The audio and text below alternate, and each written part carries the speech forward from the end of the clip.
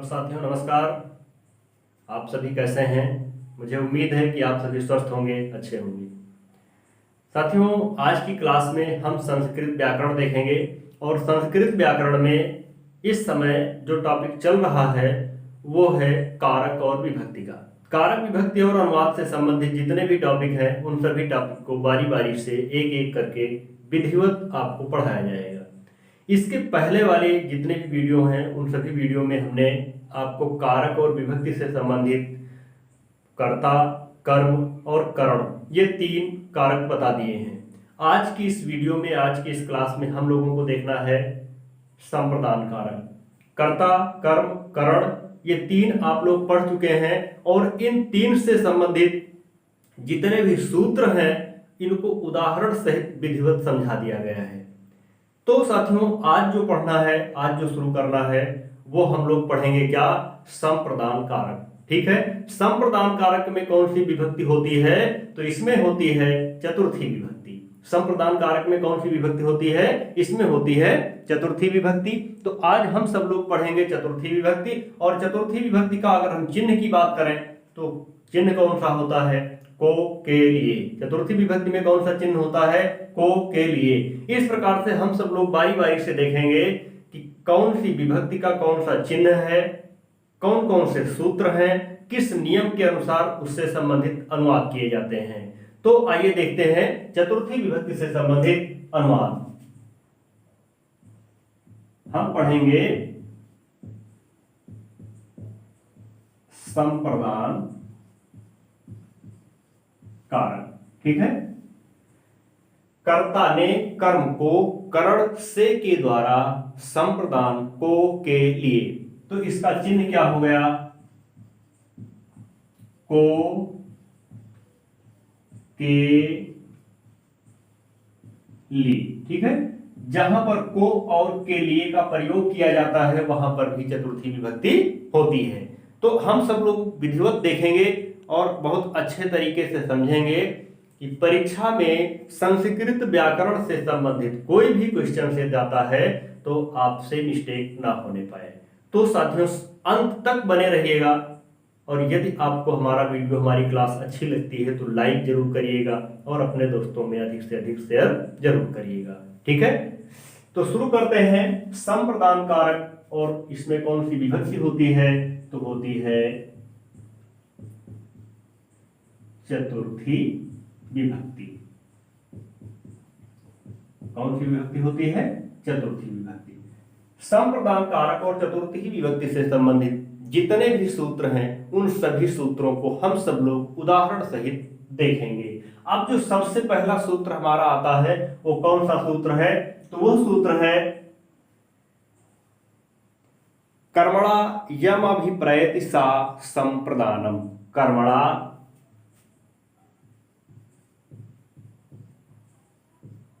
कर्मणा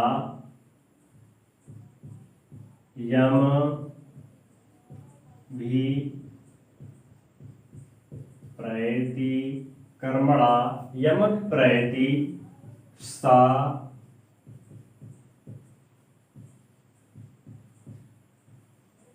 संप्रदानम। ठीक है, कौन सा सूत्र है? कर्मणा कर्मणा यम अभिप्रयति सा संप्रदानम।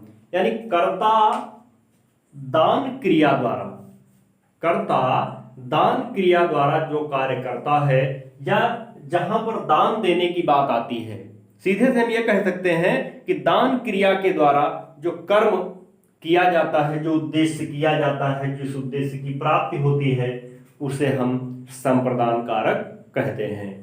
कर्ता अपने उद्देश्य को यदि दान क्रिया द्वारा पूरा करता है तो वहां पर कौन सा कारक होता है? संप्रदान कारक होता है। ये हो गया सूत्र।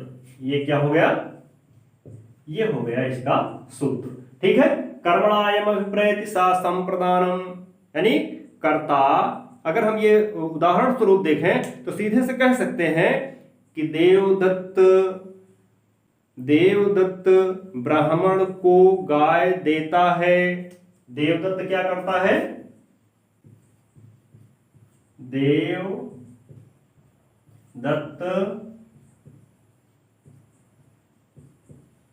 ब्राह्मण को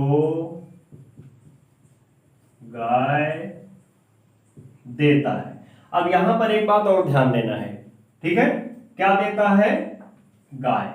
अब गाय, यदि कोई किसी को दान दे रहा है, सब लोगों को ध्यान देना है कि जहां पर कोई वस्तु किसी को दान दी जाती है तो दान का मतलब होता है फिर कभी वापस नहीं लेना है। लेकिन जब कोई वस्तु वापस दे दी जाती है और फिर वापस ले ली जाती है तो वहां पर संप्रदान कारक नहीं होता है, वहां पर संप्रदान कारक नहीं होता है। जैसे वह धोबी को कपड़े देता है, तो यहां देने की बात आई है, तो धोबी को कपड़ा दिया है तो वो वापस ले लेगा। लेकिन अगर किसी ने किसी को कोई वस्तु ऐसे दान कर दिया है तो दान में दी गई वस्तु वापस नहीं ली जाती। तो जहां पर दान दिया जाता है, इसीलिए कहा गया है कि कर्मणा यम अभिप्रैतिसा संप्रदानम, जहां पर दान दिया जाता है वहां पर संप्रदान होता है, दान संप्रदान, ठीक है, दान संप्रदान। तो देवदत्त ब्राह्मण को गाय देता है। सीधे से अगर हम इसको संस्कृत में करते हैं तो क्या हो जाएगा? हो जाएगा देवदत्तः देवदत्तः विप्राय गां ददाति। देवदत्तः विप्राय गां ददाति, देवदत्त ब्राह्मण को गाय देता है, देवदत्त ब्राह्मण को गाय देता है। अब इस वाक्य में जो कर्ता है, कर्ता कौन है? देवदत्त। देने की क्रिया में गाय, क्या देता है? गाय देता है। किसको देता है? विप्राय ब्राह्मण को। देवदत्त ब्राह्मण को गाय देता है। जो गाय दे रहा, दान दे रहा है, ठीक है, तो इसलिए यहां पर कौन सी विभक्ति हो गई? यहां पर चतुर्थी विभक्ति हो गई। अब यही बात आपसे पूछी जाती है, आप जब परीक्षा देने जाते हैं तो वहां पर इसी तरीके का वाक्य लिखा मिलता है, और या तो ये काला छपा होता है और या फिर अंडरलाइन होता है, और यहीं पर पूछा जाता है कि काले रेखांकित शब्द में कौन सा कारक है, उसमें कारक विभक्ति बताइए। और तो और यदि कभी कभी ऐसा भी पूछ लिया जाता है कि इसमें कौन सा सूत्र है, ठीक है। तो अगर ऐसा सूत्र आता है, जिस तरीके से लिख करके आता है, दान देने वाली बात आती है, तो यहां पर क्या करना है? कर्मणा एवं प्रैतिसा संप्रदानम, यही सूत्र यहां पर आएगा। और यहां पर कौन सी विभक्ति हो गई? चतुर्थी विभक्ति हो गई और संप्रदान कारक हो गया। ठीक, मुझे उम्मीद है कि ये इतना आपकी समझ में आ गया होगा। आगे बढ़ते हैं। अगला जो हमारा सूत्र है वो है चतुर्थी संप्रदाने। कौन सा सूत्र है? चतुर्थी संप्रदाने, यानी संप्रदान कारक के योग में चतुर्थी विभक्ति होती है, या फिर चतुर्थी विभक्ति के योग में संप्रदान कारक होता है। तो ऐसे भी हम नोट कर सकते हैं इसको, चतुर्थी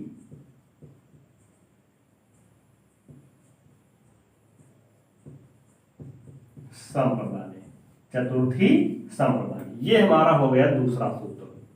ये क्या हो गया? ये हो गया दूसरा सूत्र, चतुर्थी संप्रदाने। यानी हम ये कह सकते हैं कि संप्रदान कारक में चतुर्थी विभक्ति होती है, संप्रदान कारक में चतुर्थी विभक्ति होती है।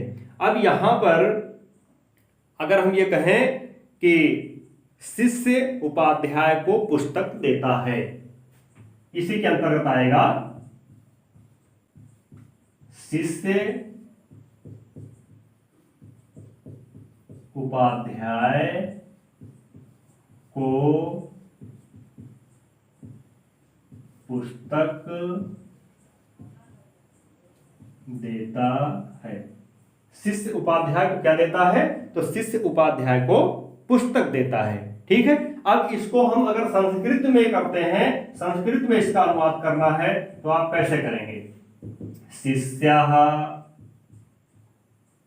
उपाध्यायाय, शिष्यः उपाध्यायाय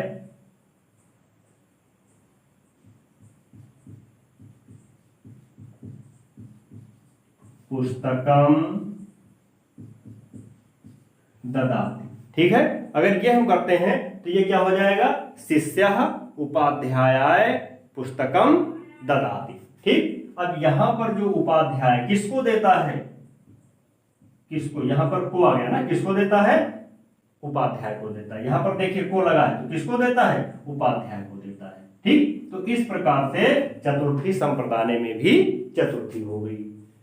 आगे अगला सूत्र देखते हैं, रुच्यार्थानां प्रीयमाणा योगे चतुर्थी। जहां पर कोई वस्तु अच्छी लगती है, अच्छा लगने के योग में, रुचि धातु के अर्थ में। ठीक है, इसका जो सूत्र है वो क्या है, वो है रुच्यार्थानां प्रीयमाणा।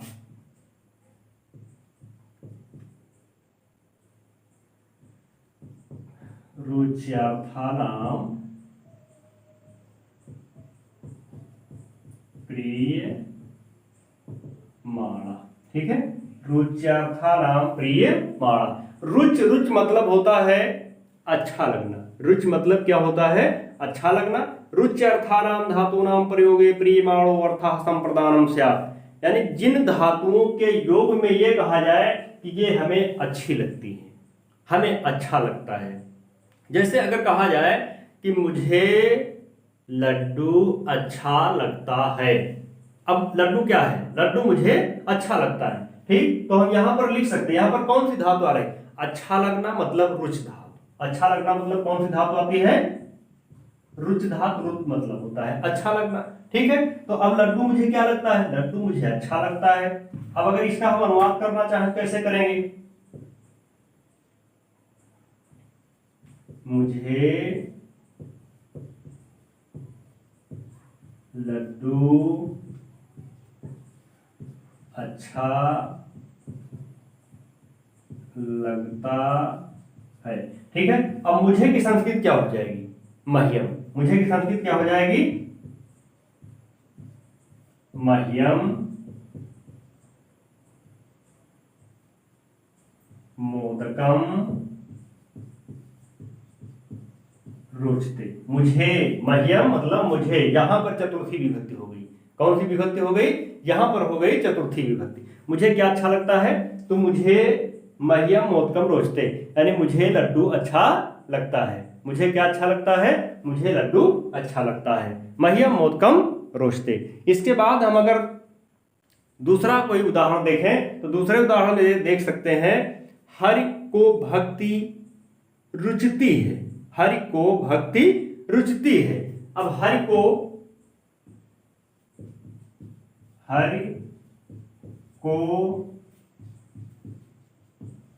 भक्ति अच्छी लगती है या रुचती है। ठीक, चाहे हरि को भक्ति अच्छी लगती है, भक्ति करना, ईश्वर की भक्ति करना, भजन करना अच्छा लगता है, या फिर हम ऐसे कह सकते हैं हरि को भक्ति रुचती है। रुच मतलब होता है अच्छा लगना। तो अब इसको हम क्या करेंगे, यहां पर हम सीधे से लिख सकते हैं हरे, हरे रोचते भक्ति। हरे रोचते भक्ति, यानी हरि को क्या अच्छा लगता है, हरि को भक्ति अच्छी लगती है। हरि को भक्ति अच्छी लगती है। अब यहां पर जो हरे है किसको अच्छी लगती है, हरि को। तो जिसको अच्छा लगता है, जिसको अच्छा लगता है उसमें कौन सी विभक्ति होती है, चतुर्थी विभक्ति होती है। ठीक है, उसमें चतुर्थी विभक्ति होती है। अब इसी तरीके से हम कह सकते हैं कि बालक को दूध अच्छा लगता है, बालक को दूध अच्छा लगता है। छात्र को पुस्तक अच्छी लगती है। ठीक, इस प्रकार से जो रुच के अर्थ में आने वाली धातुएं हैं उन सभी धातुओं के योग में चतुर्थी विभक्ति होती है। अगला जो सूत्र है, क्रुद्ध द्रुहे ईर्ष्या असूयार्थानाम यम प्रतिकोपः। क्रुद्ध द्रुहे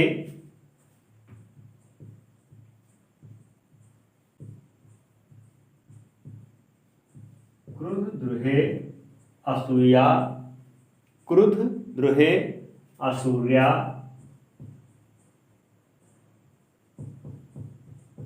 अर्थानाम, क्रुद्ध द्रुहे असूर्यार्थानाम, असूर्या अर्थानाम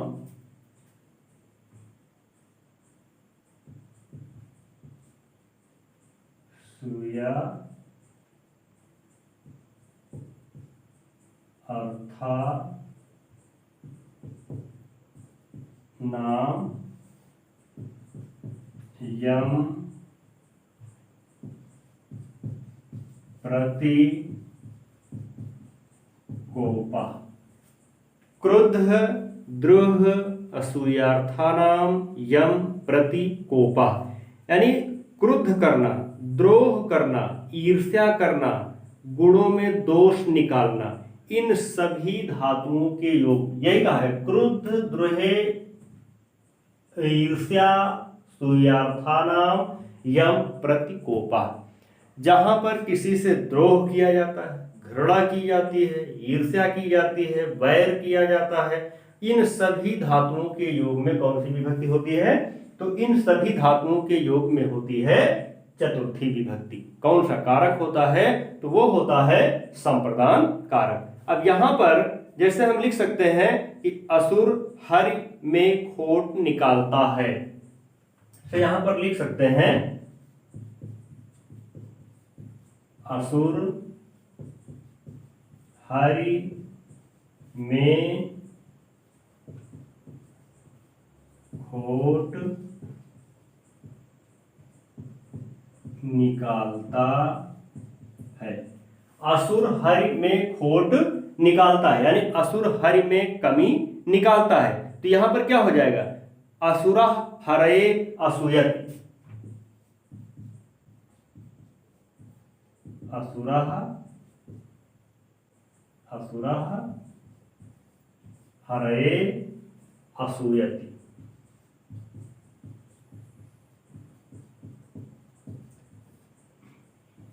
किसमें खोट निकालता है? हरि में। किसमें निकालता है? हरि में। ठीक है, तो यहां पर हरि में कौन सी विभक्ति हो गई? कौन सा कारक हो गया? तो यहां पर हो गया चतुर्थी विभक्ति, और कौन सा कारक हो गया? संप्रदान कारक हो गया। ठीक है, अब यहां पर हम लिख सकते हैं असुर हरि पर क्रोध करता है। यहीं पर देख लीजिए, यहां पर कुछ भी कर सकते हैं। ठीक है, यहां पर कुछ भी कर सकते हैं, किसी भी शब्द रूप का प्रयोग कर सकते हैं। असुर हरि पर क्रोध करता है। असुर हरि पर क्या करता है? क्रोध करता है। ठीक है, यहां पर सीधे से हम लिख सकते हैं, इसका संस्कृत में इसको कर सकते हैं असुरा हरे क्रुद्ध है। किस पर क्रोध करता है? हरि पर क्रोध करता है। ठीक है, किस पर क्रोध करता है? हरि पर क्रोध करता है। तो इस प्रकार से जहां पर किसी से ईर्ष्या, द्वेष, क्रोध किया जाता है, उन सभी धातुओं के योग में चतुर्थी विभक्ति होती है। अभी इसका एक जो बहुत ही चर्चित सूत्र है, वो सूत्र शेष बच रहा है, तो उसको भी इसी समय हम बता दे रहे हैं। नमः स्वः स्वधा वसट अलम चयोगे चतुर्थी। ठीक है, जहां पर किसी को नमस्कार किया जाता है, जहां पर किसी को नमस्कार किया जाता है,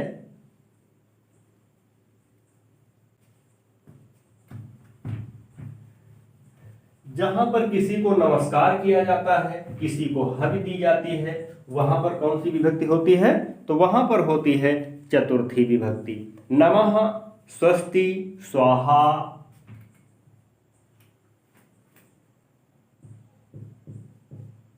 नमः स्वस्ति स्वाहा स्वधा वसट अलम। नमः स्वस्ति स्वाहा स्वधा वसट अलम च योगे चतुर्थी। ठीक है, नमः स्वस्ति स्वाहा स्वधा वसट अलम च योगान चतुर्थी।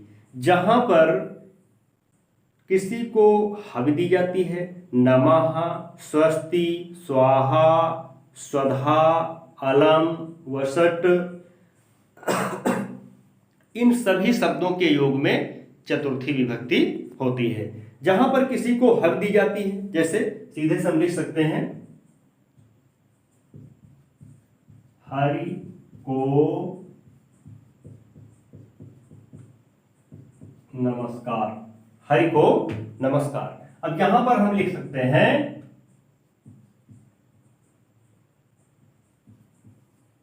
हरे हरे नमः, हरि को नमस्कार है। तो यहां पर क्या हो गया, हरे नमः। फिर क्या लिखते हैं, ओम नमः शिवाय, ओम नमः शिवाय, यानी शिव जी को नमस्कार है। ओम नमः शिवाय, शिव जी को नमस्कार है।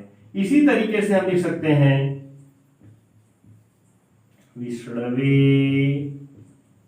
नमः, विष्णवे नमः, यानी विष्णु जी को नमस्कार है। तो जहां पर किसी को नमस्कार किया जाता है, किसी को हक दी जाती है, वहां पर कौन सी विभक्ति होती है, वहां पर चतुर्थी विभक्ति होती है। हरि को नमस्कार है। ठीक है। अब अगर कहा जाए अग्नये स्वाहा, अग्नये स्वाहा, जब हम सब लोग हवन करते हैं तो उसमें हवि डालते हैं। जब हवन करते हैं तो उसमें क्या करते हैं, उसमें हवि डालते हैं और फिर क्या कहते हैं, स्वाहा, अग्नये स्वाहा, विष्णवे स्वाहा, ठीक है, इंद्राय स्वाहा। जिसको जिसको हम हवि देते हैं उन सभी का नाम लेते हैं, जिसको जिसको हम हवि देते हैं उन सभी का क्या करते हैं, नाम लेते हैं। ठीक है। तो इस प्रकार से अब अगर स्वस्थ की बात की जाए कि प्रजा का कल्याण हो, प्रजा का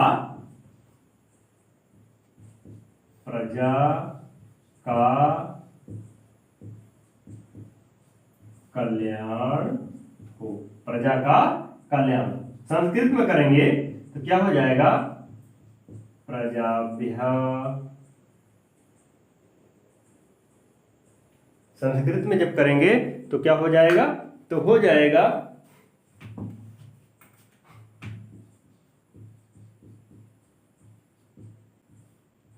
प्रजाभ्यः स्वस्थ, यानी प्रजा का कल्याण हो। ठीक है। तो साथियों, जितने मेन सूत्र थे जो कि बहुत ही परीक्षा उपयोगी थे, बहुत इंपॉर्टेंट थे, उन सभी सूत्रों को हमने बता दिया है। और मुझे उम्मीद है कि जो चतुर्थी विभक्ति है ये आपको बिल्कुल क्लियर समझ में आ गया होगा। और इसके फिर आगे अगले वीडियो में पंचमी विभक्ति से संबंधित जितने भी सूत्र हैं उन सभी सूत्रों के साथ विधिवत विस्तृत रूप से आपसे डिस्कस करूंगा, आपको पढ़ाऊंगा, आपको बताऊंगा। तो आज की वीडियो में, आज की क्लास में सिर्फ इतना ही। आगे फिर मुलाकात होगी, आपसे फिर मिलूंगा। तब तक के लिए धन्यवाद।